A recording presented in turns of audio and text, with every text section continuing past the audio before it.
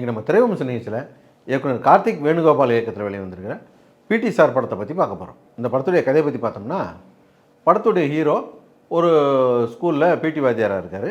அவர் பிறந்த உடனே அவங்க அப்பா அம்மா அவருடைய ஜாதகத்தை ஒரு ஜோசியர்கிட்ட பார்க்குறாங்க.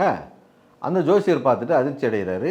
இந்த பையனுடைய வாழ்க்கையில் ஒரு பெரிய கண்டம் இருக்குது, இந்த பையன் ஏதாவது வம்பு வழக்கு போனான்னா பெரிய ஏழ்றையில் போய் முடிஞ்சிடும், அதனால் இவனை எந்த ஒரு வம்பு வழக்கும் போகாமல் பார்த்துக்குங்க அப்படின்னு சொல்லிவிட்டு அப்பா அம்மா கிட்ட சொல்கிறாங்க. அவங்களும் இந்த பையனை பொத்தி வளர்த்து இருக்கிற இடம் தெரியாமல் இருக்கிற மாதிரி வளர்த்து விட்ருக்காங்க. அவர் பிடி வாத்தியாராக ஆகிறாரு, லவ் பண்ணுறாரு, கல்யாணம் பண்ணுற வரைக்குமே போயிடுறாரு. இந்த கட்டத்தில் எதிர்த்த வீட்டு பொண்ணுக்கு ஒரு பாலியல் சீண்டல் ஒன்று வந்துடுது. அந்த விஷயத்தில் அவங்க அம்மா தடுத்தும் கூட ஹீரோ பொங்க ஆரம்பிச்சிடுறாரு. பொங்கினதுக்கப்புறம் என்ன ஏழ்றையாச்சு, அதுக்கப்புறம் என்ன ஆச்சு அப்படிங்கிறத இந்த படத்துடைய கதை. இந்த கதையில் முன்னுக்கு பின் முரணான 2 கதையை எடுத்து வச்சுருக்கிறாங்க. ஒன்று, இந்த ஜாதகத்தில் உள்ளபடி ஹீரோவுடைய வாழ்க்கையில் என்ன ஏழ்றை வந்துச்சு, அதை எப்படி சமாளித்தார் அப்படிங்கிற ஒரு கதை.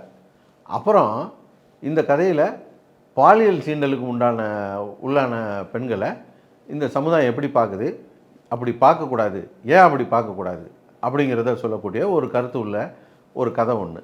இந்த 2ஐயும் போட்டு உழைப்பி எடுத்து வச்சுருக்கிறாங்க. ஜாதகத்தில் சொன்னது மாதிரி அதை மீறி செஞ்சதுனால ஹீரோ வாழ்க்கையில் என்னென்ன பிரச்சனை வந்தது, அதை எப்படி சமாளித்தாருன்றது ஒரு கதையாக இருந்திருக்கலாம்.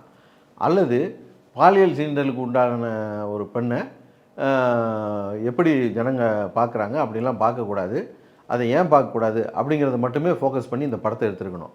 இவங்க எப்படி எடுத்து வச்சுருக்காங்கன்னா, இந்த பாலியல் சீண்டலுக்கு உள்ளான பெண்ணுக்கு வந்து ஹீரோ சப்போர்ட் பண்ணுறாரு, அதை அப்படி செய்யக்கூடாதுன்னு சொல்ல வராருன்றத அதை தானே மையப்படுத்தியிருக்கணும்.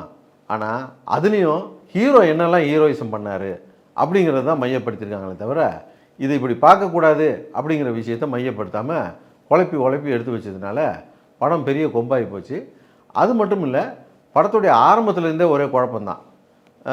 பார்த்தீங்கன்னா, ஃபஸ்ட்டு எடுத்தோடனே அவர் வேலை செய்கிற ஸ்கூலில் சொல்லுவாங்க, ஸ்கூலில் வந்து டைமை ரொம்ப வேஸ்ட் பண்ணுறோம் பசங்களுடைய படிப்பெல்லாம் எடுத்து, அதனால் ஸ்போர்ட்ஸ் டேவே ஸ்கூலில் வேணாம் அப்படின்னு சொல்லிவிட்டு ஒரு பெரிய கார்ப்பரேட் ஸ்கூலு, அந்த ஸ்கூலில் ஒரு மீட்டிங் போடுறாங்க.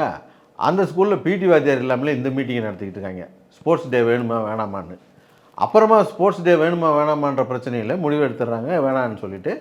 இது ஹீரோவுக்கு தெரிஞ்ச உடனே பொங்கி எந்திரிச்சு வந்து சண்டை போட்டு அதை வாங்குவார் அப்படின்னு பார்த்தா, தமிழ் சினிமா வழக்கப்படி கதையை கெடுக்கிறதுக்குன்னே படத்தில் ஒரு ஹீரோயினை விடுவாங்கல்ல, அந்த ஹீரோயின் அம்மாவும் வருது, ஹீரோயினை லவ் பண்ண போயிடுறாரு. இந்த மாதிரி சீரியஸான சீனெல்லாம் காமெடி பண்ணி வச்சுருக்கானுங்க, காமெடியெல்லாம் சீரியஸாக எடுத்து வச்சுருக்காங்க. படம் ஒரு நேர்கோட்டிலே இல்லை.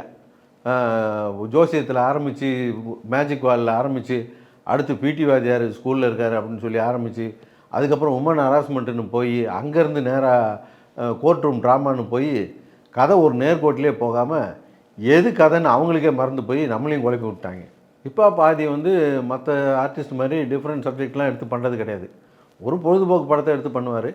அதில் வந்து லவ் இருக்கும், காமெடி இருக்கும், சாங்ஸ் இருக்கும், ஃபைட் இருக்கும், இதாக இருக்கும். இது எல்லாத்தையும் இந்த படத்துலையும் ட்ரை பண்ணியிருக்காங்க. எதுவுமே இந்த படத்தில் ஒர்க் அவுட் ஆகவே இல்லை. இந்த படம் வந்து மியூசிக்கில் அவருக்கு 25வது படம் அப்படின்றாங்க. ஒரு பாட்டு கூட கேட்குற மாதிரியே இல்லை. எல்லாம் அந்த வசனத்தை எழுதி வச்சு படித்த மாதிரி தான் இருக்குதே தவிர பாட்டெல்லாம் பாட்டாகவே தெரியல. அதெல்லாம் இந்த படத்தில் இது நல்லா இருந்துச்சு அப்படின்னு சொல்கிறதுக்கு எதுவுமே இல்லை.